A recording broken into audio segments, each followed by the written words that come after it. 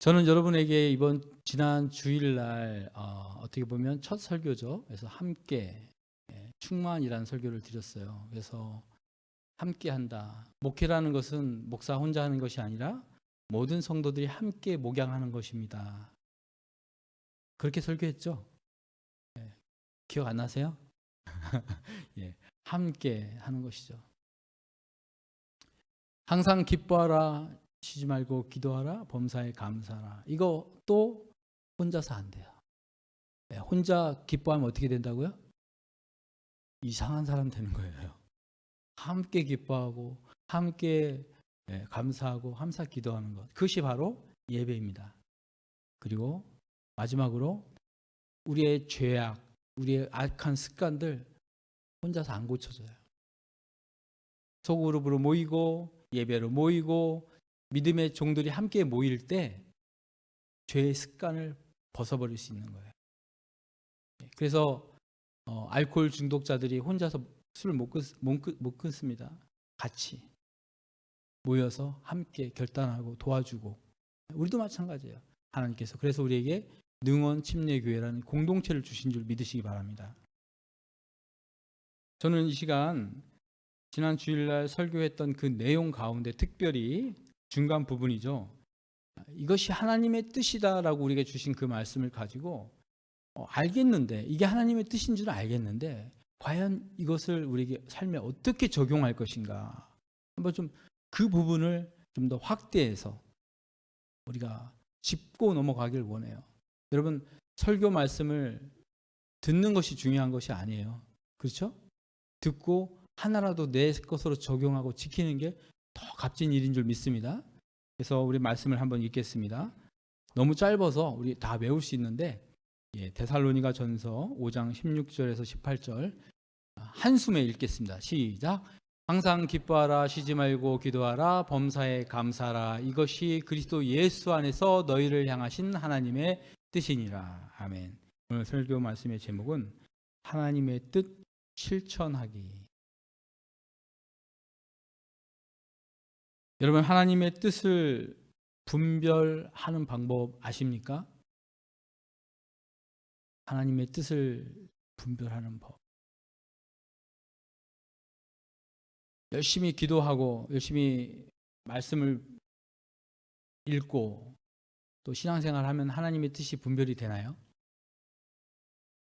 우리가 살면서 어떤 것이 하나님의 뜻인지 고민될 때가 있습니다.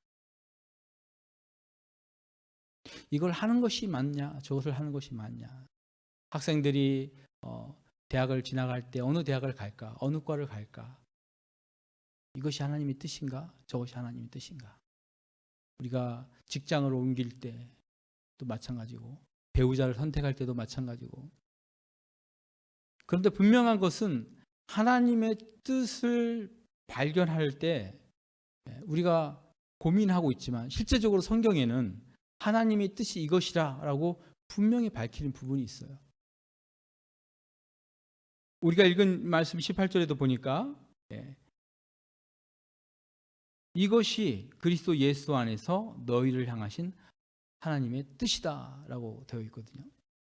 그래서 우리가 하나님의 뜻을 발견하고자 할 때, 여러분 물론 기도하시고 또 영적으로 또 뛰어나신 분들 찾아가셔서 물어볼 수도 있지만, 가장 분명한 하나님의 뜻은 말씀입니다. 하나님의 말씀이에요. 적어 놓으셨어요. 그것보다 분명한 건 없어요. 말씀을 통한 하나님의 뜻을 발견하시는 저와 여러분 되기 원합니다. 지금 고민하고 계십니까? 뭔가를 결정해야 됩니까? 말씀을 보세요. 말씀으로 주신 하나님의 뜻은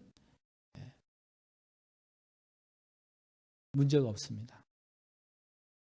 그러나 감정으로, 지식으로, 경험으로 발견된 하나님의 뜻은 자칫 불순물이 들어갈 수가 있어요.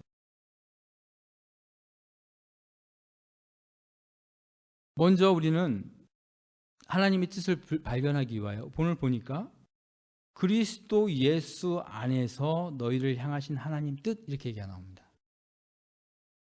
우리가 하나님의 뜻을 발견하려면요, 그리스도 안에서 발견하는 거예요.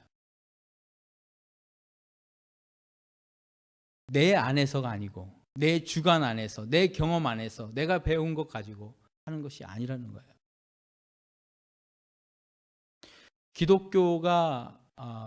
기독교다워진 것은 이제 약 500년 전에 이제 종교 개혁을 통해서 시작되었는데, 그 중에 이제 종교 개혁을 한 우리가 잘 아시는 마틴 루터나 또 칼빈 선생이나 있어요. 근데 그 앞서서 쯔빙글리라는 분이 있어요.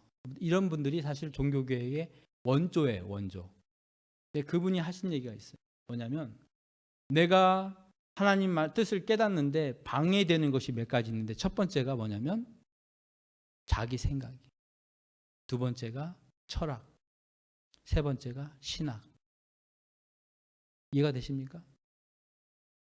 우리가 하나님의 뜻을 깨닫는데 내 생각과 세상의 생각과 신학이 방해가 된다는 거예요. 신학은 뭡니까? 하나님에 대해서 공부하는 거지 않습니까? 성경을 공부하는 거 아닙니까? 그럼에도 불구하고 그것들조차도 하나님의 뜻을 깨닫는데 방해가 될 수 있어요. 우리가 온전히 하나님의 뜻을 깨닫는 방법은 오늘 말씀을 보니까 주 안에서. 그러면 우리가 말씀을 읽을 때요, 내 상황을 붙잡고 내 마음을 가지고 성경을 보면요, 내 것으로 보여요. 그러나 주님 안에서 보셔야 하는 것입니다. 믿으시면 우리 한번 크게 아멘 하겠습니다. 아멘입니다. 아멘입니다. 기도할 때도 주님 안에서 기도하셔야 되고요, 기뻐해도요, 주님 안에서 기뻐해야 됩니다. 그래서 항상 기뻐하라, 쉬지 말고 기도하라, 범사에 감사하라. 이것이 그냥 하나님의 뜻이 아니고 그리스도 예수 안에서 너희를 향한 하나님의 뜻이다라고 밝히고 있는 것이죠. 우리나라 말로 하면 항상 기뻐하라, 이 어순이 굉장히 당연합니다. 항상이라는 부사가 기뻐하라는 명령어 앞에 나와 있는 게 우리나라 어순에 맞아요. 그런데 이 영어나 이쪽 서구 쪽의 어순으로 볼 때는 기뻐하라 항상, 이게 보통 어순입니다. 기도하라 쉬지 말고, 이게 보통 어순이에요. 근데 특별히 이 성경은 원어에 보면 이게 뒤집어져 있어요. 우리 어순으로 되어 있어요. 우리가 읽을 때는 그런 감흥이 없지만 사실 이거는 강조한 거예요.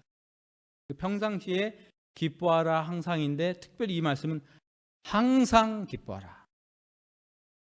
그래서 이 말씀을 읽을 때 그렇게 읽으셔야 돼요. 항상 기뻐하라. 쉬지 말고 기도하라. 범사에 감사하라. 이렇게 써 있는 거예요. 우리나라 말 그대로 번역이 됐기 때문에 우리는 잘 느낄 수 없지만 그렇습니다. 특별히 하나님의 뜻을 분별할 때에 주의할 것이 있는데, 그것은 바로 나의 이익이라는 불순물입니다. 한번 따라해 보겠습니다. 나의 이익. 지금 뭔가를 결정해야 되는데 이쪽도 하나님의 뜻 같고 이쪽도 하나님의 뜻 같다. 도저히 구분이 안 된다. 그럴 때는 어느 쪽이 나에게 더 이득이 있는지 한번 생각해 보세요. 많은 경우가 나에게 이득이 있는 쪽으로 기운 것들이 하나님의 뜻이 아닐 수가 있어요. 사실은 비슷비슷해 보이지만 왠지 그쪽으로 가면 나에게 더 이득이 있고 금전적으로 아니면 다른 것이 있다 하면 그쪽이 하나님의 뜻이 아닐 수 있다는 거예요. 반드시 그렇다는 것은 아니지만 그럴 가능성이 높다는 것입니다. 성경에도 보니까 누구보다 성경 말씀을 많이 알고 성경을 외우고 모든 사람들에게 존경받던 예수님 당시의 종교 지도자들이 있었어요. 그들은요, 구약 성경을 다 외우고요, 또 늘 금식 기도하고요, 11조 하고요, 시간 되면 항상 기도를 했어요. 길 가다가도 그 시간이 되면 기도를 했어요. 그러나 그들이 중시했던 것은 종교적인 행위였고 자기 의를 드러내는 것이었어요. 그들은 좋은 선택을 했어요. 신앙생활 열심히 하고 종교적으로 안식일을 지키고 매 시간마다 기도하는 삶을 살았어요. 그러나 그들의 결정에는 뭐가 있었냐면 자기의 의를 드러내는 거예요.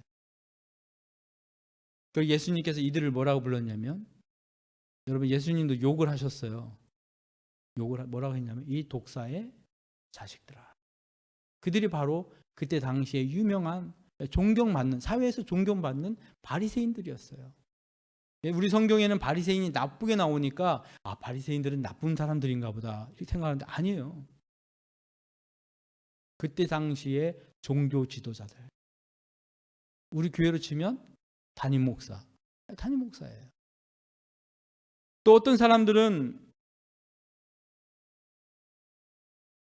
사회적으로 권력을 갖고 높은 지도층, 사람들을 다스리는 그런 사람들이 있었어요. 그들은요, 대대로 종교적인 집안에서 태어나서 열심히 제사를 드리는 제사장 가문입니다. 대대손손 목사님 가정 이런 거죠. 그런 가운데 그들이 또한 정치적인 역할도 했어요. 지도자였어요. 우리 지역으로 얘기하면 동네 이장님 아니면 시장 이런 사람들이었어요. 이런 사람들은 열심히 교회도 다니고 제사도 지내고 했지만, 예수님 당시에 했지만, 그들은 그것을 통해서 뭘 얻었냐면 권력과 부를 얻었어요.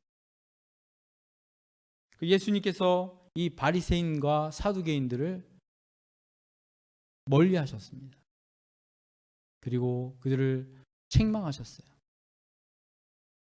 여러분, 이 두 사람들의 공통점은 누구보다도 성경을 잘 안다는 것이에요.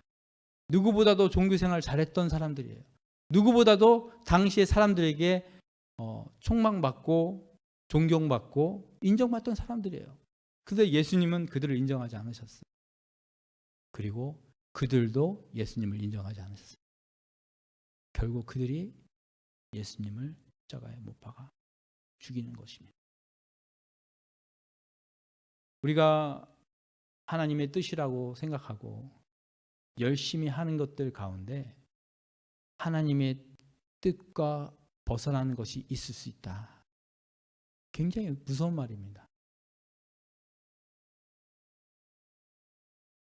내가 그동안 교회를 위하여 헌신한 것들이 하나님 보실 때는 내 의일 수 있다는 거예요. 담임 목사라는 그 타이틀이, 그 위치가 어쩌면 제가 하나님 앞에 나가는데 걸림돌이 될 수 있어요. 자기 직책이, 자기 위치가, 자기의 봉사라는 것이.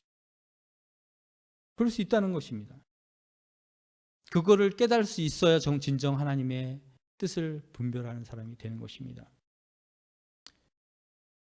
두 번째로 하나님의 뜻대로 사는 법을 한번 살펴보겠습니다. 오늘 말씀 보니까 첫 번째로 16절에 뭐라고 되어 있죠? 항상,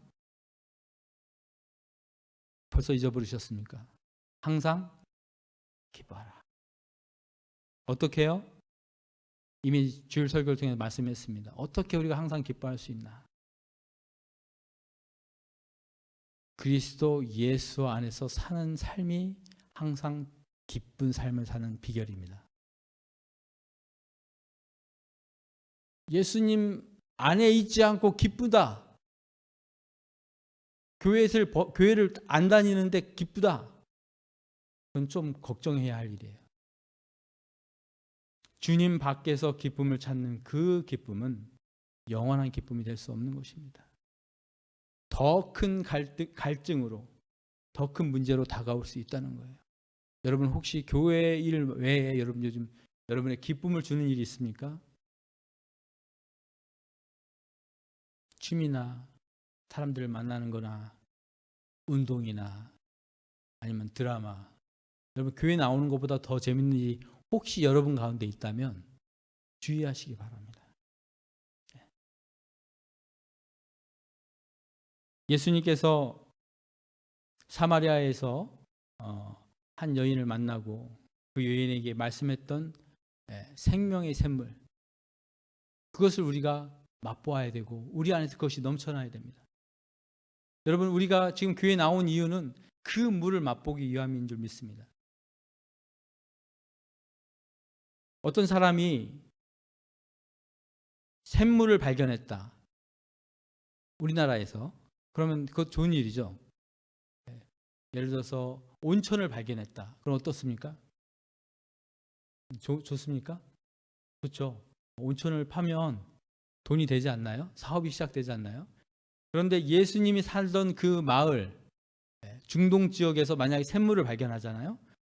이것은 유전을 발견한 것과 같은, 대대손손 먹고 살 수 있는 어마어마한 발견입니다. 금광을 발견한 것과 같은 거예요. 여러분이 가다가 그 금광을 발견했다고 생각해 보세요. 어느 날 우연히 밭에서 일을 하다가 발견했어요. 땅을 팠는데 거기에 금광인 거예요. 아니면 유전인 거예요. 근데 그 땅이 누구 땅이냐면 사촌 땅이네. 제 땅이 아니고. 그럼 어떻게 하시겠습니까? 어떻게 하시겠습니까, 장로님? 전화해서 야, 너 땅에서 금 나온다 얘기하시겠습니까? 아니면 다시 묻습니까? 나는 전화해서 야, 축하해, 금 나왔어, 이렇게 한다. 아니, 나는 조용히 다시 묻는다. 정 집사님 저랑 똑같은데 당연히 묻죠. 싹 묻고 어디 갑니까? 집으로 가죠. 그게 뭐예요? 사모님 불러내죠. 야, 우리 집에 있는 가재 다 팔아. 뭐죠? 땅 팔고 집 팔고 냉장고 팔아. 다 팔아. 왜 팝니까? 땅 살려고. 왜요? 집이 안 중요해서가 아니에요. 냉장고가 안 필요해서가 아니에요. 더 좋은 걸 발견했거든요. 싹 파는 거예요. 그리스도 안에서 참 기쁨을 발견하신 분은 세상에서 기쁨이 더 이상 기쁨이 아니에요. 드라마도, 어떤 스포츠도, 어떤 오락도 줄 수 없는 기쁨이 있다는 걸 발견했기 때문에 이 시간에 여러분 주님께 나온 줄 믿습니다. 예배가 기쁨이 넘치는 거예요. 담임 목사가 기쁘게 웃으라고 해서 웃는 것이 아니고, 박수 치자 해서 억지로 박수 치는 것이 아니고, 이게 주님이 주시는 기쁨이 우리 가운데 있는 겁니다. 항상 기뻐할 수 있는 방법은 예배하는 삶입니다. 예배라는 것은 교회에 나와서 예배 시간에 예배 드리는 것만을 예배라고 하지 않아요. 하나님 앞에 나아가는 것이 예배입니다. 그리스도 안에 있을 때 할 수 있는 것이죠. 두 번째로, 쉬지 않고 어떻게 기도할 수 있습니까? 지금 답을 다 가르쳐 드리고 지금 질문하는 거예요. 답은 18절에 있어요. 첫 번째, 항상 기뻐할 수 있는 것은 주님 안에서 있을 때 기쁘다. 그럼 똑같은 답입니다. 어떻게 쉬지 않고 기도할 수 있습니까? 주님 안에서. 이 쉬운 구절을, 답을 밑에 다 써놓은 이 구절을 사람들은 답을 못 찾고 고민을 합니다. 저도 그랬어요. 야, 어떻게 항상 기뻐할 수 있지? 어떻게 쉬지 않고 기도할 수 있지? 이거 불가능하지 않나? 너무한 거 아닌가? 밥도 먹고 일도 해야 되는데, 공부도 해야 되는데 어떻게 쉬지 않고 기도합니까? 말이 안 되죠. 안 되는 거예요. 그런데 그리스도 예수 안에서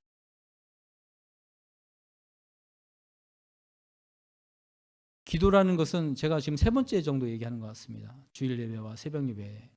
기도라는 것은요, 그 원래 말 뜻은 앞으로 나간다는 뜻이 담겨져 있어요.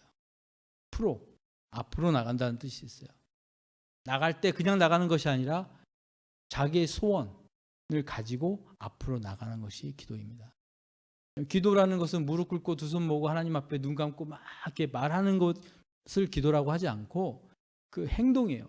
주님 앞에 소원을 가지고 나아가는 것, 이것이 기도예요.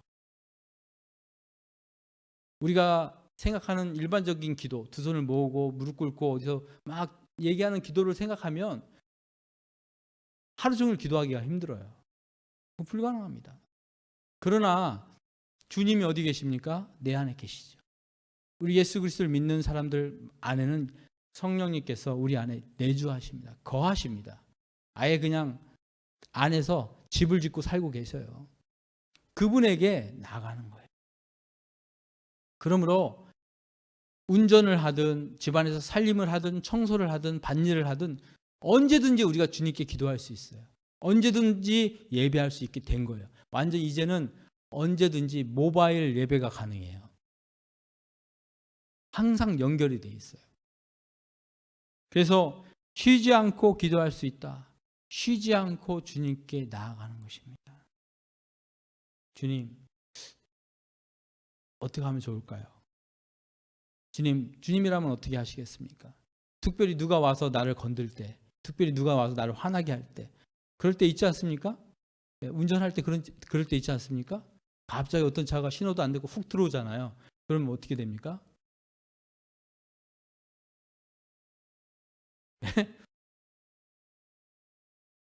구구단 외우나요? 네, 구구단 외우고 막 갑자기 안 하던 영화가 나와요. A 뭐 이렇게 나오죠. 그럴 때 주님이요 하면서 주님을 부르는 거예요. 이게 기도하는 삶입니다. 내 인성과 내 육의 성질이 튀어나오려고 할 때 그것을 죽이고 주여, 주님, 저 형제가 바쁜 모양입니다. 빨리 가게 해 주십시오. 기도할 수 있는 거죠. 그런 마음이 있는 거예요.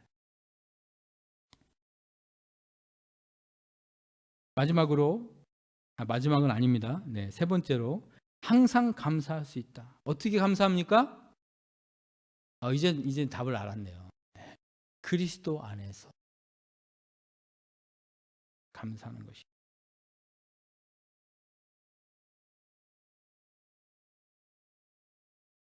연세중앙 침례교회 담임 목사님이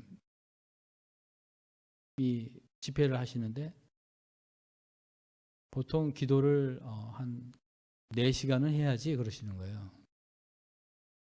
하루에. 그 순간 그 말씀을 들은 성도님들 표정이 이렇게 굳어지는 거예요. 4시간을 어떻게 기도를 하나. 그 4시간도 최소한 4시간. 이렇게 얘기를 하시더라고요. 새벽 예배 이렇게 드리다 보면 많은 분들이 기도를 이제 길게 하시는 분도 있고 짧게 하시는 분도 있고 그렇죠? 근데 저는 어머님과 함께 기도 가면 정말 10분 기도하면 더 이상 기도할 게 없더라고요. 제 마음 가운데 그런 생각이 듭니다. 주님이 다 아실 텐데 내가 기도 안 해도 다 아시는데 내가 기도를 해야 되나? 뭐 이런 생각도 들더라고요. 기도를 깊게 들어가는 방법, 기도를 오래 하는 방법, 기도를 뜨겁게 하는 방법이 있는데 그것은 무엇이냐면 감사의 기도를 드리는 것입니다. 나는 10분 이상 기도할 게 없던데 하시는 분들은 하나하나 감사의 제목을 찾아보세요. 하나님, 제가 지금 이 자리에 있는 것도 감사합니다. 저에게 남편을 주신 것도 감사합니다. 아내 주신 것 감사합니다. 이게 그런 나에게 주신 거 하나하나를 감사해 보세요. 우리 교회에 주신 것도 감사합니다. 우리 장로님 감사합니다. 이렇게 감사를 하다 보면 기도에 막혔던 것들이 뚫린다는 것이죠. 왜냐하면 우리 안에 미움과 우리 안에 시기와 그런 것들이 기도를 막고 있어요. 축복의 통로를 막고 있어요. 그것을 뚫어주는 것이 감사입니다. 우리 교회가 기도가 살아나야 되고 예배가 살아나야 되고요. 교제가 살아나야 되거든요. 그 묘책이 있어요. 묘약이 있어요. 그것은 뭐냐면 감사예요. 그래서 만날 때마다 감사하셔야 돼요. 특별히 별 감사할 대상이 아닌데 감사하셔야 돼요. 여러분 자녀에게 감사해 보셨습니까? 어린아이가 태어나서 그 아이들이 그냥 밥 잘 먹고 용변 잘 놓는 것만 해도 감사하더라고요. 이뻐요. 그게 감사하더라고요. 그런 마음으로 우리가 교회 안에서 또 가정에서 감사를 생활할 때 그것이 바로 주님이 원하시는 우리를 향한 뜻이라는 거예요. 주님이 뜻이라고 한 그 이유는 하나님에게 좋은 것이 아니에요. 여러분, 우리가 주님 앞에 예배하면 하나님 좋으실까요? 안 좋으실까요? 좋죠. 그런데 하나님은 별로 그렇게 여러분이 예배하든 안 하든 하나님에게 달라질 건 별로 없어요. 안 그럴까요?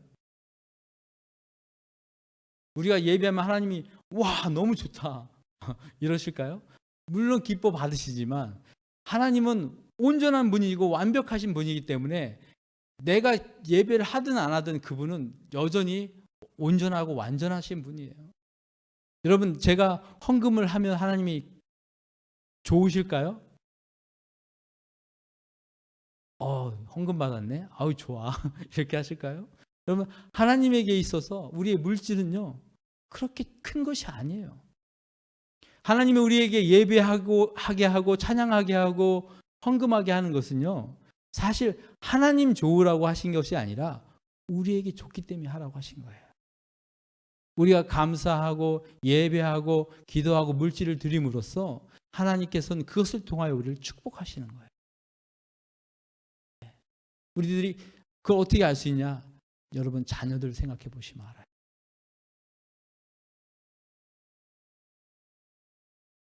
일본에 파나소닉 전자라는 전자회사가 있습니다. 좀 잘 아실 거예요. 사실 우리 삼성, 현대, LG 있지만 사실 일본의 파나소닉은 큰 기업이고 전 세계적인 기업이에요. 이 기업을 세운 사람이 마쓰시다 오노스케라는 사람입니다.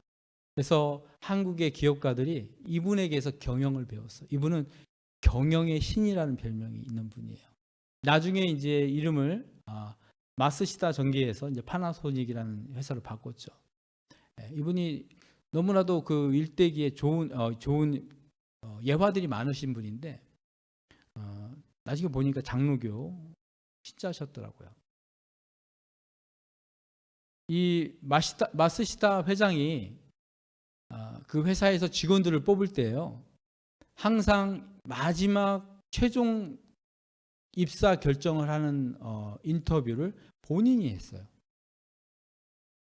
모든 과정이 다 끝나고 이 사람이 결국 합격되느냐 안 되느냐를 본인이 하는데 항상 같은 질문을 했다고 합니다. 그 질문은 무엇이냐면 오늘 우리 회사에서 당신을 뽑는다면 이것이 당신의 능력과 재주와 준비됐기 때문에 뽑는 거라고 생각합니까? 아니면 당신이 그저 운이 좋아서 뽑히는 것 같습니까? 이 질문이에요. 항상 그 회사에서 뽑을 때는 항상 그 질문을 했다는 거예요. 그래서 기자들이 나중에 물어봤습니다. 아니 회장님 왜 그 질문을 하십니까? 했을 때 자, 여러분 같으면 뭐라고 대답하시겠습니까? 여러분이 그 회사 우리 삼성과 같은 큰 기업이었죠. 일본에 입사를 하는데 최종 면접에서 회장이 와서 물어보는 거예요. 내가 당신을 오늘 뽑는다면 당신의 능력과 당신의 학력과 실력을 인정받아서 뽑힌다고 생각합니까? 아니면 그냥 운이 좋았다고 생각합니까? 운이 좋았다라고 하면 뭔가 성의 없는 것 같기도 하고 실력 때문이라고 하면 좀 건방져 보이기도 하고 여러분 어느 쪽이세요? 자, 답을 드립니다.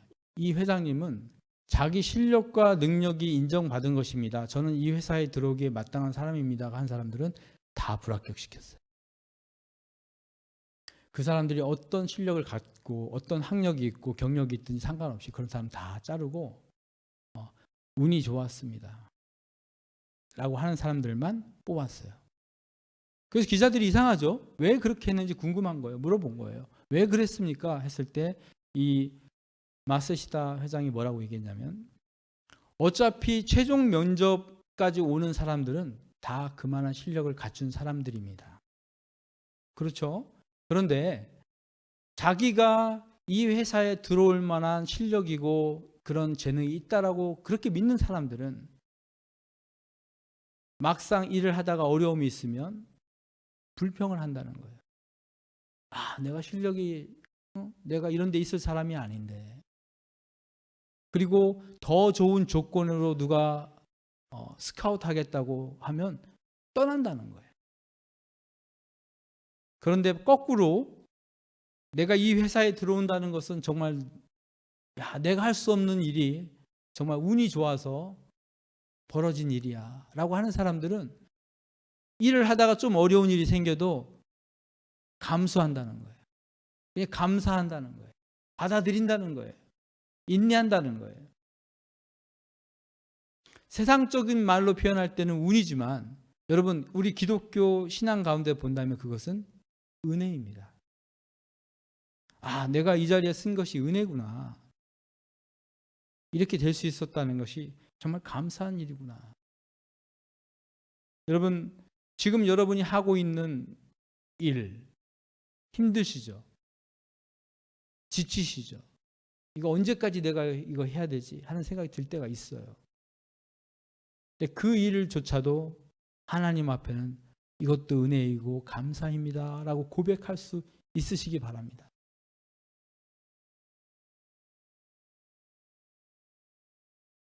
사실 내가 여기 있을 사람이 아닌데 하나님이 나에게 더 중요한 일을 맡기시면 내가 더 큰 일을 할 수 있을 텐데 내 주변에 잘하는 사람들 보면 내가 더 잘할 수 있는데 그것이 아니라 모든 것이 감사, 은혜 할 때 하나님께서는 더 큰 것으로 더 중요한 일로 베푸시는 분이신 줄 믿으시기 바랍니다. 결론입니다. 우리는 그리스도 안에서 예배의 기쁨을 회복해야 합니다. 그리스도 안에서 기도가 살아나야 합니다. 그리스도 안에서 감사가 넘쳐나야 됩니다. 내 삶 속에서 내가 하루에 몇 번 정도 감사를 입으로 고백하는지 한번 돌아보시기 바랍니다. 내 삶에 정말 그리스도를 인하여 기쁨이 얼마나 넘치고 있는지 한번 생각해 보시기 바라요. 혹시 내가 주님이 아닌 다른 것으로 뭔가를 빈 곳을 채우려 하신다면 회개하시기 바랍니다. 우리 한번 기도합니다.